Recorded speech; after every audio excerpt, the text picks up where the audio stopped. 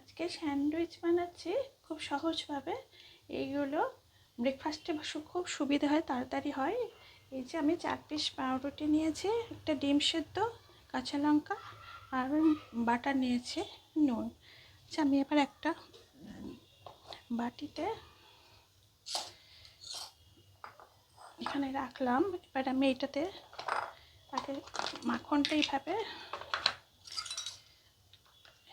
এই যে দেখো, এইভাবে এরকম করে করে লাগিয়ে নিচ্ছে। এইভাবে আমি 4 পিস পাউরুটিতেই বাটারটা লাগিয়ে নেব। আমার বাটার লাগানো এক পিঠে হয়ে গেছে। আর এই দেখো, এই মেয়োনিজটা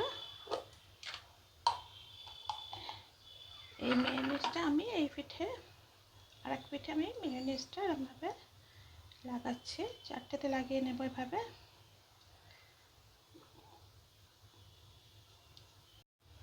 আমার এইটা লাগানো হয়ে গেছে। এবার আমি পুরটা তৈরি করছি। এই দেখো, বাটিতে একটা আলু সেদ্ধ নিয়েছে, একটা ডিম সেদ্ধ, আর এখানে কাঁচা লঙ্কা কুচি, একটু নুন নিলাম,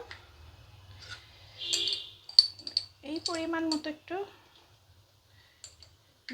দিলাম, আর এর মধ্যে একটু বাটার দিয়ে দিচ্ছি, দিয়ে এটাকে ভালো করে মিক্সড করে নিচ্ছি। এবার আমার এটা মাখা হয়ে গেছে।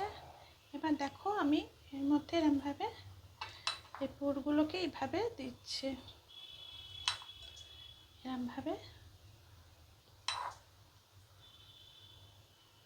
দিয়ে এই যে স্যান্ডউইচ টোস্টারটা এটা এখানে রেখেছি, এখানেতে দিয়ে দিলাম। এই যে এইভাবে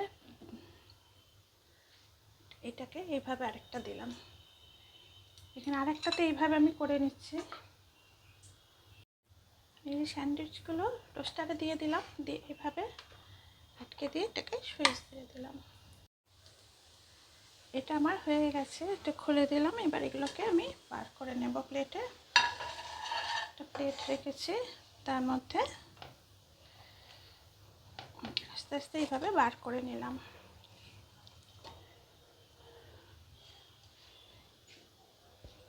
এবার একটা ছুরি দিয়ে আমি এইগুলোকে মাঝখানে যে দাগটা পড়েছে আস্তে আস্তে হালকা করে এইভাবে এটাকে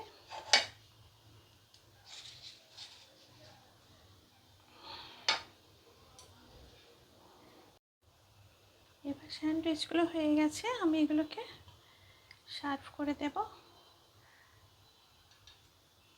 এইভাবে।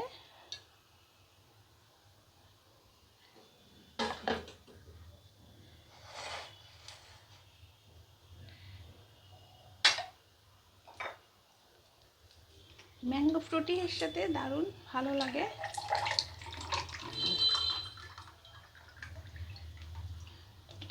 খুব সহজেই এইভাবে ব্রেকফাস্ট করলে তাড়াতাড়িও হয়।